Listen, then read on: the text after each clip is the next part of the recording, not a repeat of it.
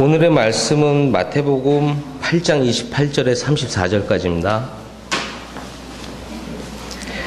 또 예수께서 건너편 가다라 지방에 가심에 귀신 들린 자 둘이 무덤 사이에서 나와 예수를 만나니 그들은 몹시 사나워 아무도 그 길로 지나갈 수 없을 지경이더라. 이에 그들이 소리질러 이르되 하나님의 아들이여 우리가 당신과 무슨 상관이 있나이까? 때가 이르기 전에 우리를 괴롭게 하려고 여기 오셨나이까 하더니 마침 멀리서 많은 돼지떼가 먹고 있는지라. 귀신들이 예수께 간구하여 이르되 만일 우리를 쫓아내시려면 돼지떼에 들여보내 주소서 하니 그들에게 가라 하시니 귀신들이 나와서 돼지에게로 들어가는지라. 온 떼가 비탈로 내리다라 바다에 들어가서 물에서 몰사하거늘 치던 자들이 달아나 시내에 들어가 이 모든 일과 귀신 들린 자의 일을 고하니 온 시내가 예수를 만나려고 나가서 보고 그 지방에서 떠나시기를 간구하더라. 아멘. 박수를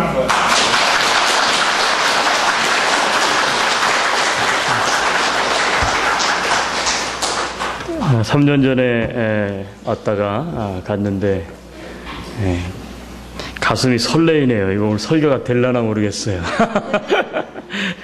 우리 박연혁 권사님께서 저를 처음 딱 보시더니 하시는 얘기가 더 젊어졌네 그러시더라고요.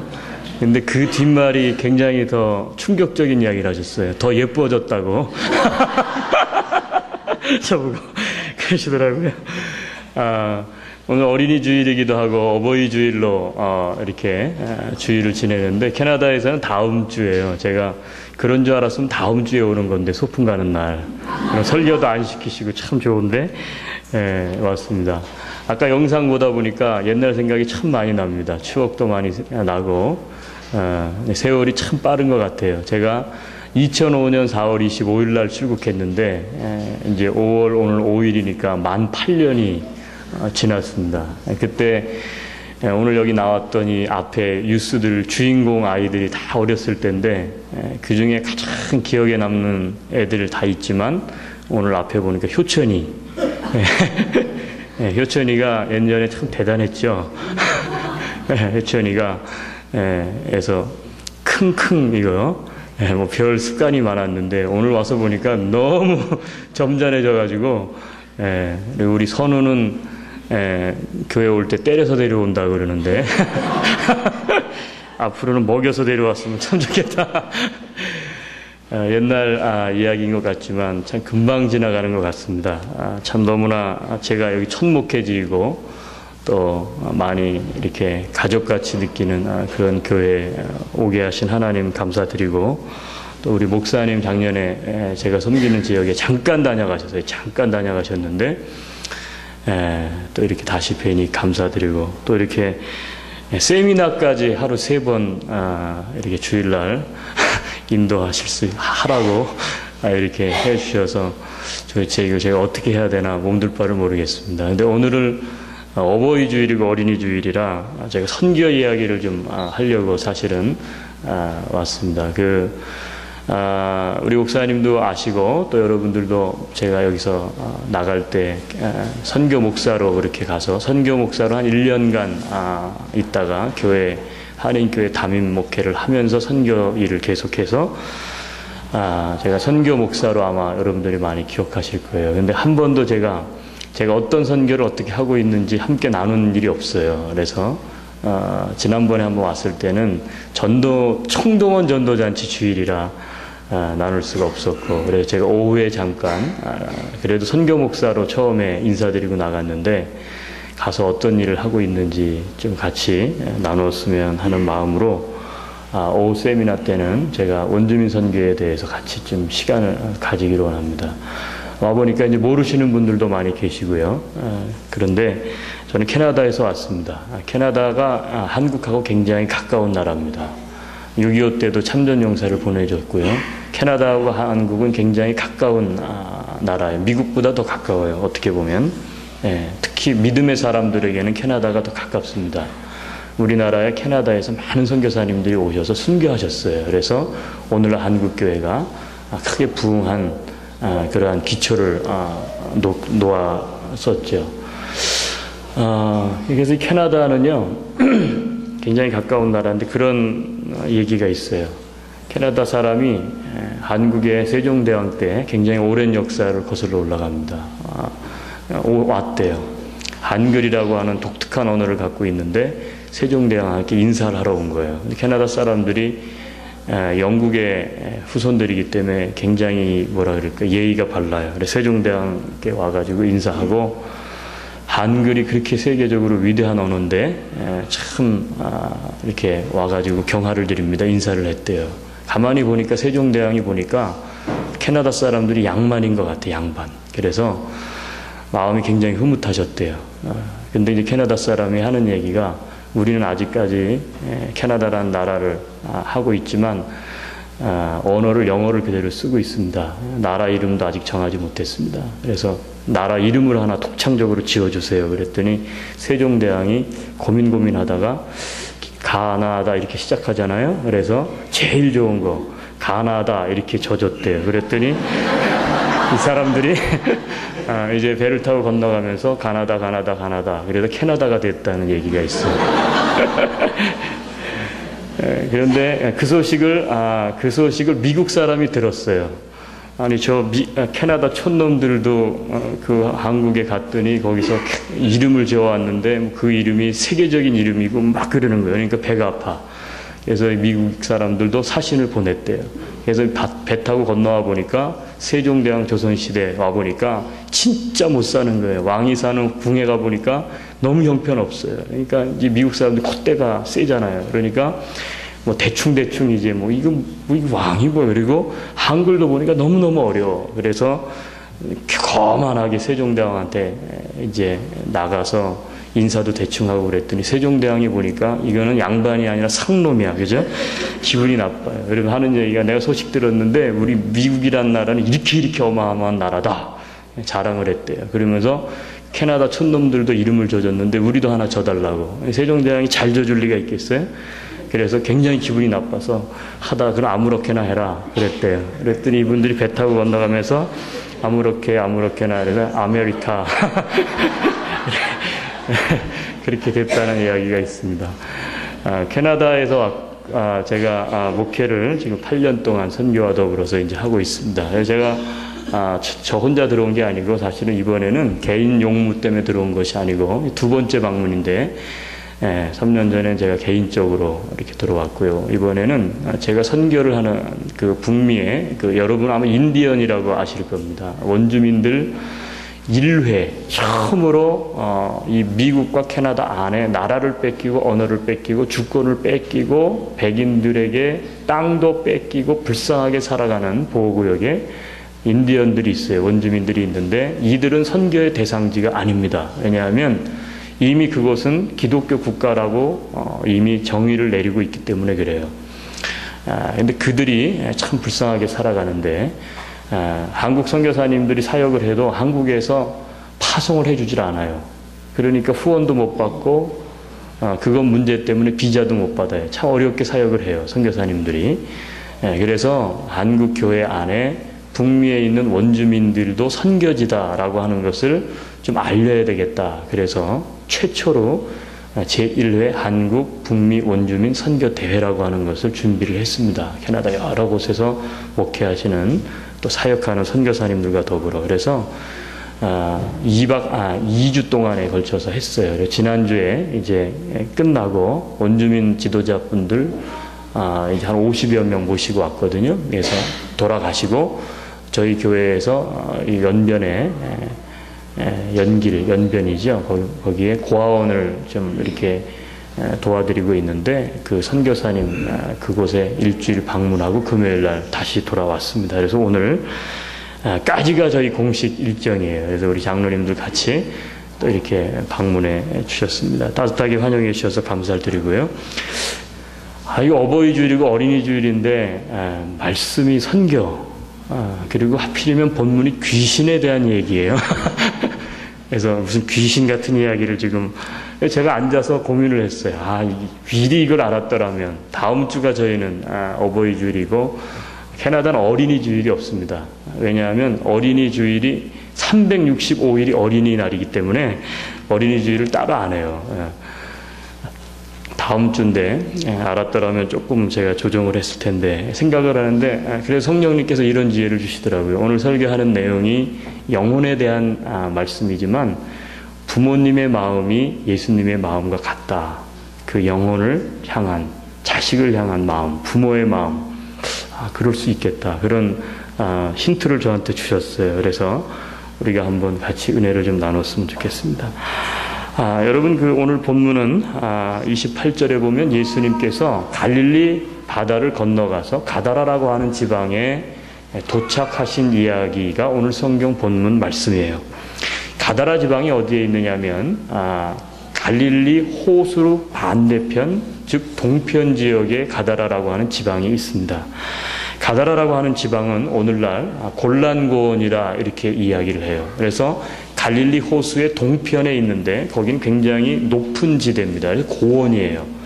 거기에 소를 키우기도 하고. 근데 그 지역은 아직도 이스라엘 땅이 아니고 요르단 땅도 아니고 시리아 땅도 아니에요.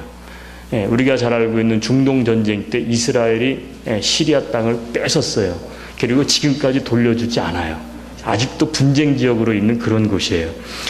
갈릴리 동편 지역인데 이 갈릴리를 성경에 보면 바다라고 표현하고 있어요. 그런데 바다가 아니죠, 사실은. 호수죠. 호수인데 왜 바다라 그랬느냐 하면 그 당시 옛날에는 그만큼 이 갈릴리가 바다처럼 크게 느껴졌던 거예요. 그래서 갈릴리 바다라 그래요. 예수님께서 이 갈릴리 바다를 건너가셔요. 가버나움에서 배 타고 건너가시는데 제자들과 함께 무엇을 타고 갈 수밖에 없느냐? 배를 타고 갈 수밖에 없어요. 너무 높은 지대이기 때문에 돌아갈 수가 없어요. 배를 타고 가셨다는 거예요. 그런데 오늘 본문에 보면 23절로 27절에 보니까 예수님이 그곳에 도착하기가 쉽지 않았다라는 것을 발견하게 됩니다. 24, 25절에 보면 예수님께서 제자들과 함께 배를 타고 건너가시는데 사건이 벌어져요. 어떤 사건이 벌어지느냐 하면 갑자기 풍랑이 있는 거예요. 광풍이 일어나는 거예요. 어느 정도 심한 광풍이었느냐 하면 제자들이 나 좀 살려주십시오 할 정도로 정말 엄청난 광풍을 만난 거예요. 배가 파손되어서 죽기 일보 직전까지 간 게 뭐냐면 광풍이 일어난 이 사건이에요. 자, 그러니까 이 갈릴리 바다를 건너가셨다라고 하는 것은 죽음을 넘어선 거예요. 죽을 뻔한 곳이 어디냐? 갈릴리 바다예요. 거기를 이제 배를 타고 건너간 거예요.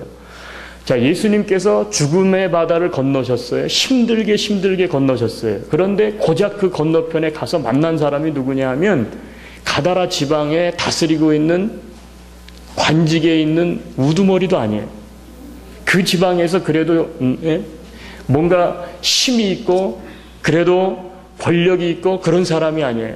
그 마을 들어가기 직전에 무덤 사이를 통과하고 있는데 귀신 들린 두 사람이 나오는 거예요. 동네 밖에 살아요. 동네 안에 사는 것도 아니에요. 굉장한 절망이죠. 어떻게 보면 귀신까지 들렸기 때문에 사람들로부터 손가락질을 당하고 사람 취급도 받지 못하는, 어떻게 보면 너무너무 불쌍한 영혼이지만 일반 사람들의 가치 기준에서 보면 쓸모없는 사람이에요. 아무 쓸짝에도 쓸모가 전혀 없는 사람이에요. 근데 고작 무덤 사이에서 나온 두 사람의 귀신을 예수님이 쫓아내요. 9장 1절에 가보니까 쫓아내고 났는데 어떤 일이 벌어지느냐? 동네 사람들이 나와가지고 제발 우리 동네에서 좀 떠나주십시오. 간청을 하는 거예요. 그러니까 어떻게 돼요? 예수님이 무슨 소리야? 내가 이게 죽을 고비를 넘기고 여기까지 왔는데 내가 고작 무덤 사이에서 나온 이 두 사람 만나려고 내가 여기 온 줄 아느냐?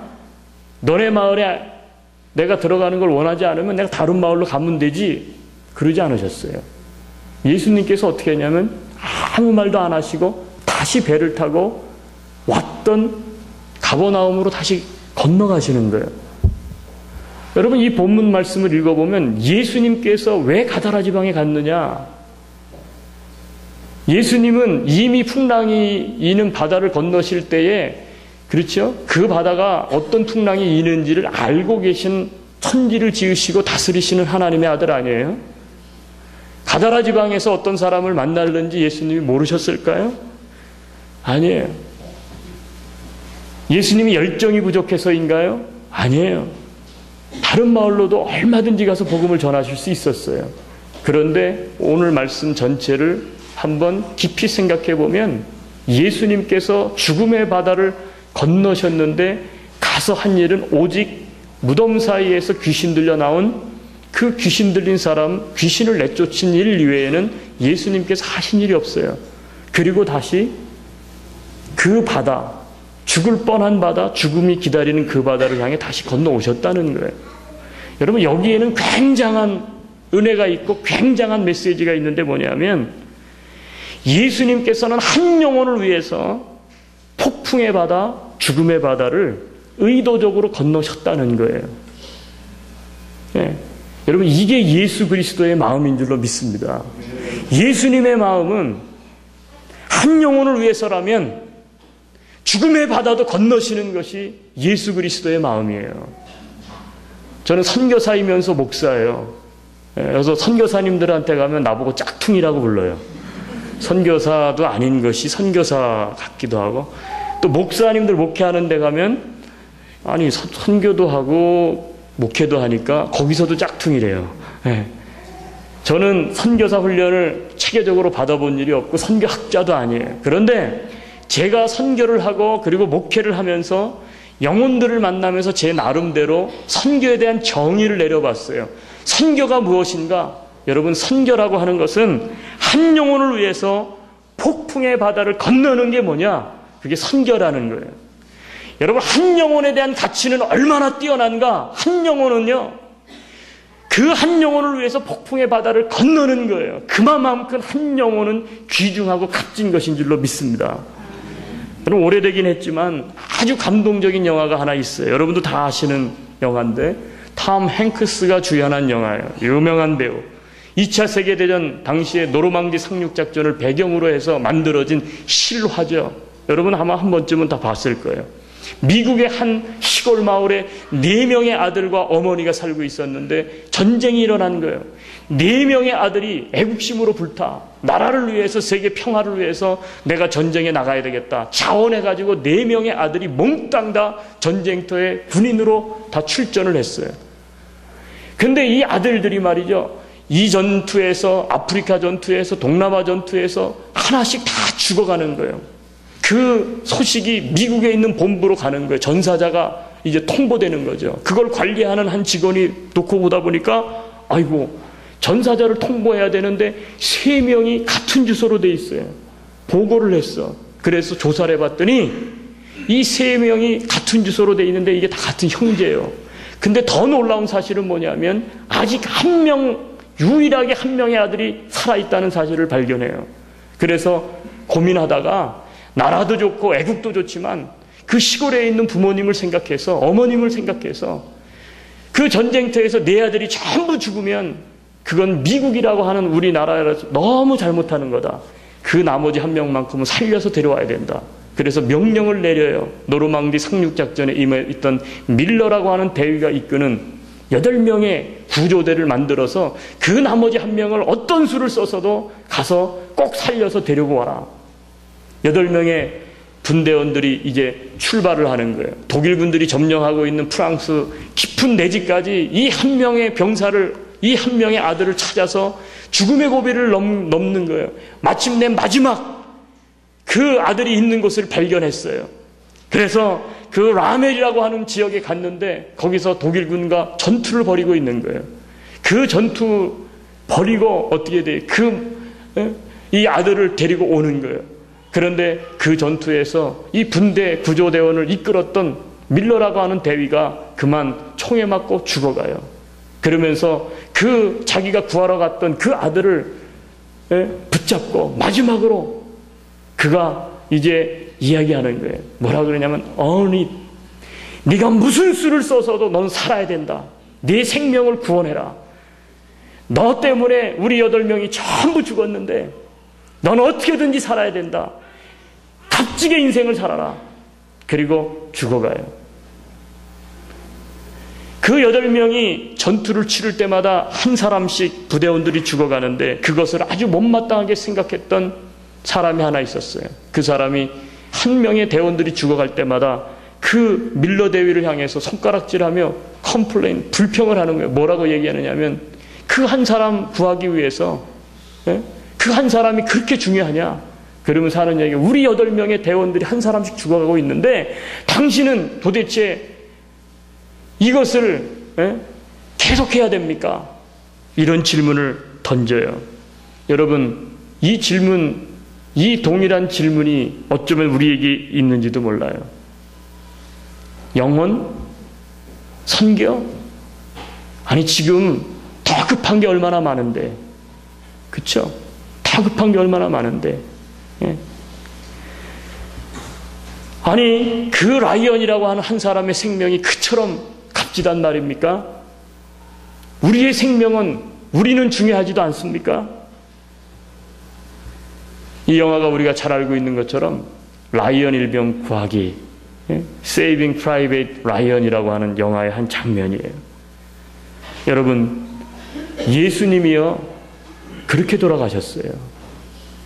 나처럼 보잘것없는 한 사람, 내 생명을 구원하시기 위해서 어떻게 돼요? 예수님께서 십자가에서 당신의 목숨값을 치르고 그렇게 돌아가시는 거예요. 우리가 어떻게 해서 예수 믿는 사람들이 되었느냐? 우리 모두가 예수 그리스도께서 나를 구하시기 위해서 죽음의 대가를 치르고 그렇게 나를 구원하여, 그래서 우리 모두가 하나님의 자녀가 된 줄로 믿습니다. 여러분, 선교가 무엇입니까? 선교는 그래서 한 영혼을 위해 폭풍의 바다를 건너는 거예요. 자, 그래서 그 바다를 건너셨어요.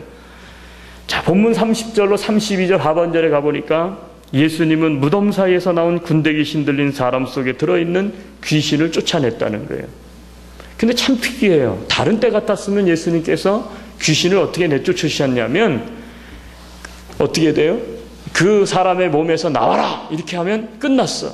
근데 나와가지고 돼지떼에게로 들어가라 그랬어요. 군대 귀신이니까 귀신이 많았나 보죠? 근데 돼지떼에게로 들어가라고 명령을 했어요. 돼지들이, 여러분 성경에 읽어보니까 귀신 들린 사람만 있는 게 아니고, 저는 성경에 있다가 재밌더라고. 이게 귀신 들린 돼지가 있더라고요. 귀신 들린 돼지. 근데 귀신 들린 돼지가 갑자기 비탈길로 내리 달려요. 그러더니 어떻게 돼요? 갈릴리 바다에 몽땅 빠져서 죽었다는 거예요.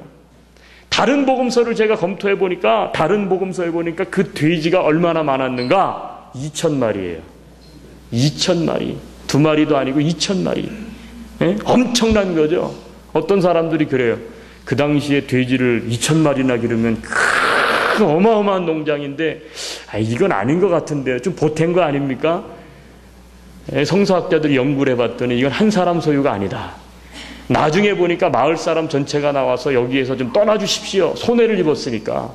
이거는 마을 사람 전체가 함께 기르는 공동 소유다. 뭐 그러면 2,000마리 정도야 뭐 기를 수 있죠. 제가 따져봤잖아요. 2,000마리가 도대체 얼마나 많을까. 한 마리당 돼지값이 얼마인가 모르겠어요. 저희가 살고 있는 에드몬턴은 소고기보다 돼지가 조금 비싸요. 값이.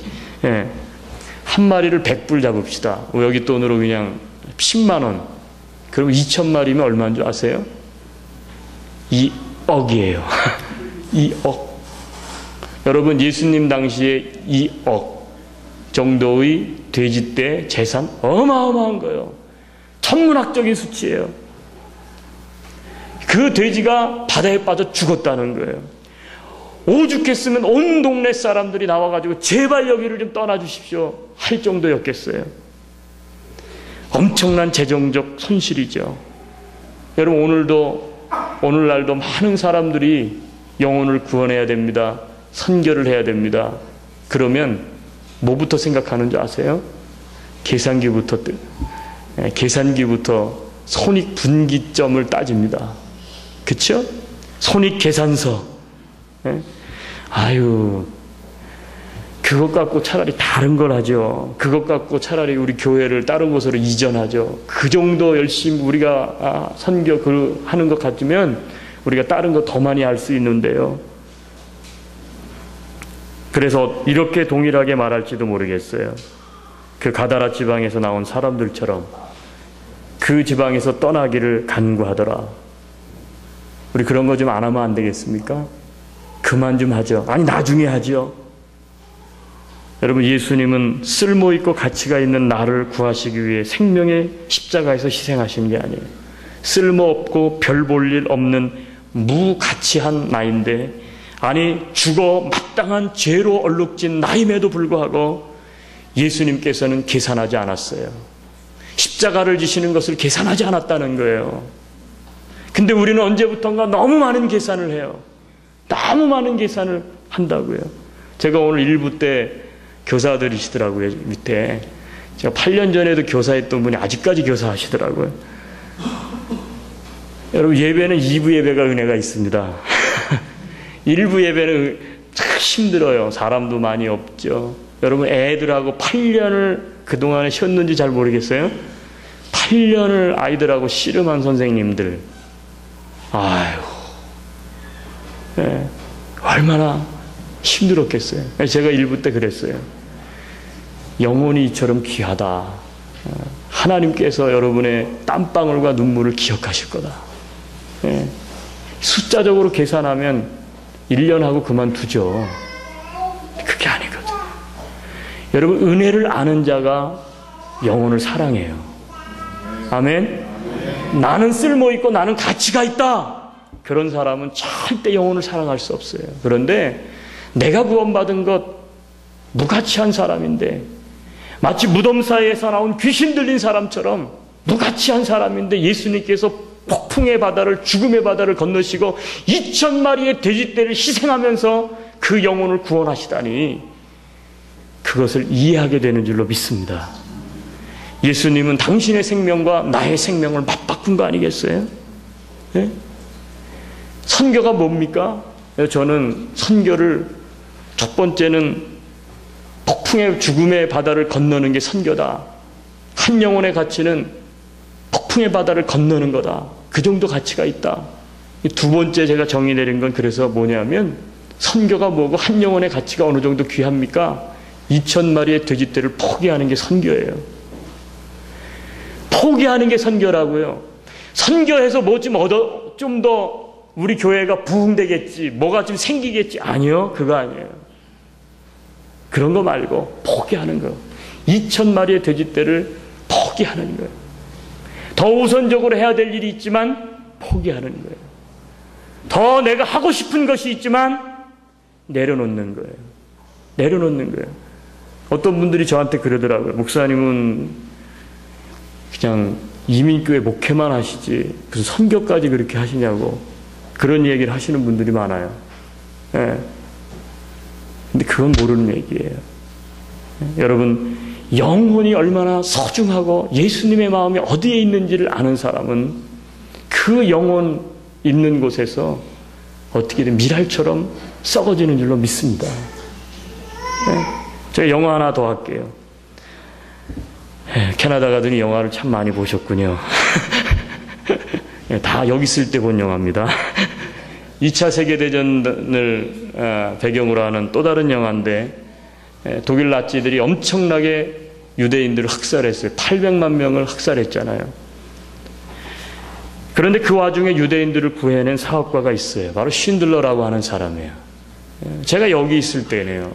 여기 대공원교회 있을 때 우리 지방의 목사님들과 함께 성지순례를 갔는데, 그때 그 여행 가이드가 예루살렘이 내려다 보이는 감람산 이쪽 동편에 있는데, 저기 무덤가에, 저기 무덤 보이시죠? 네, 그랬더니 그 설명을 하는 거예요.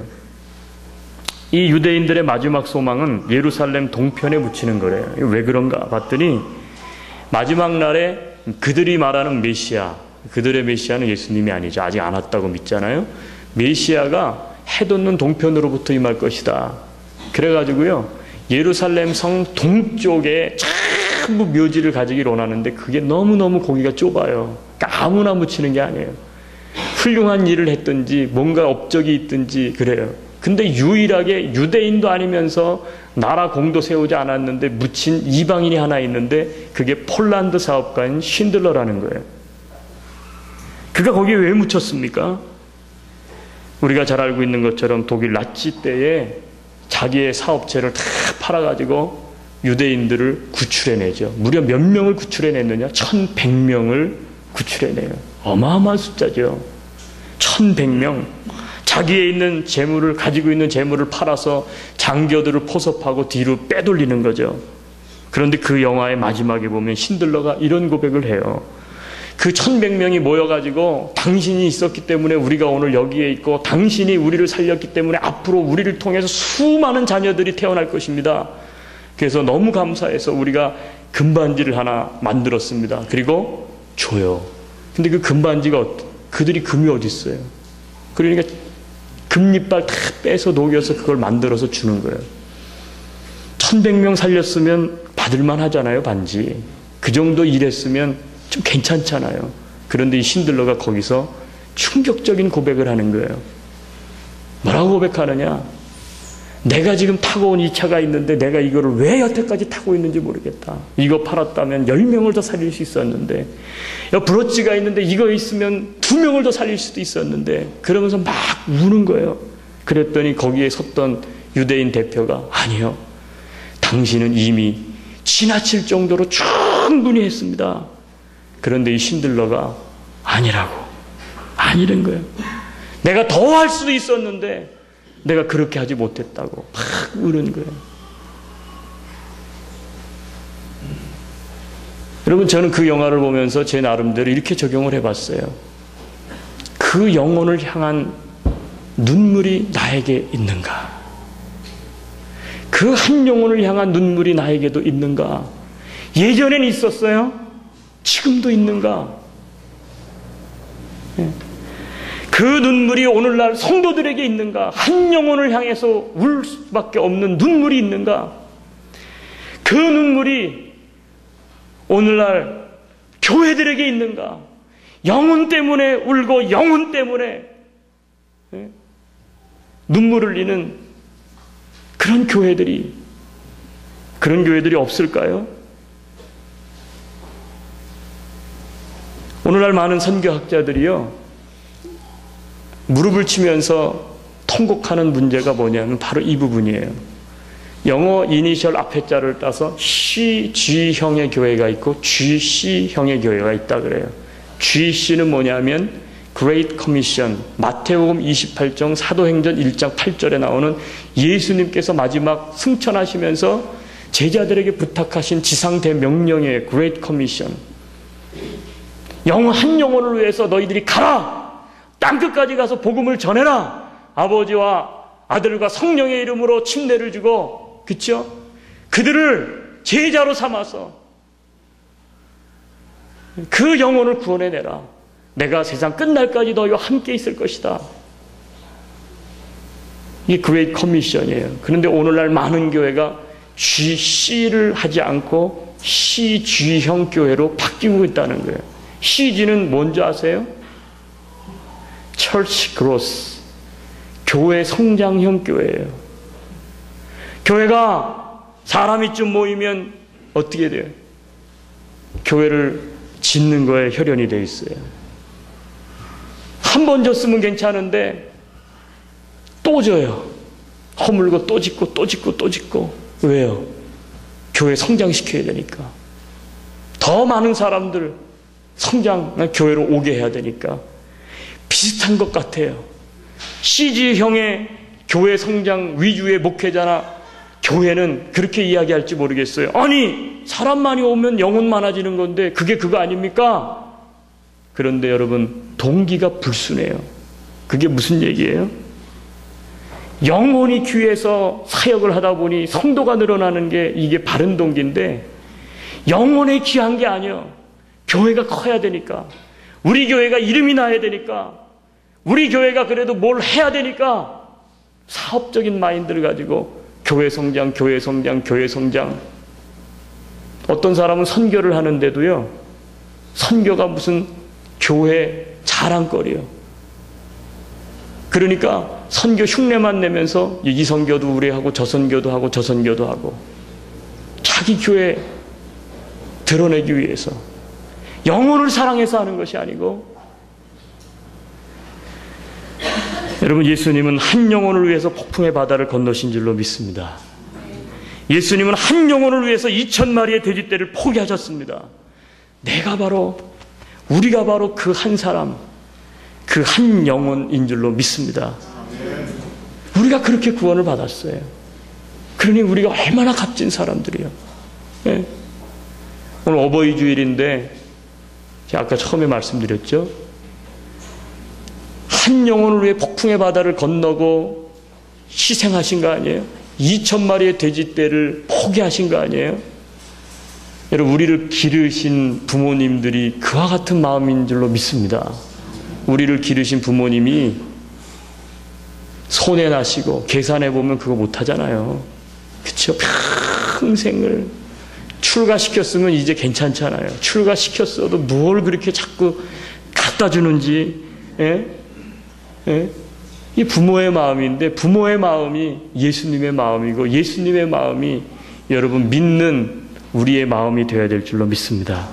그렇다면 우리는 지금 무엇을 할 수 있습니까? 아니, 우리는 어떻게 해야만 할까요? 우리 같이 한번 좀 전에 제가 말씀드린 이 쉰들러 리스트 마지막 장면을 우리 같이 한번 보고, 그리고 우리 찬양하고 우리 같이 한번 결단하면서 기도하는 시간 좀 가지겠습니다. 우리 영상 준비됐으면 잠깐 영상을 하나 보겠습니다.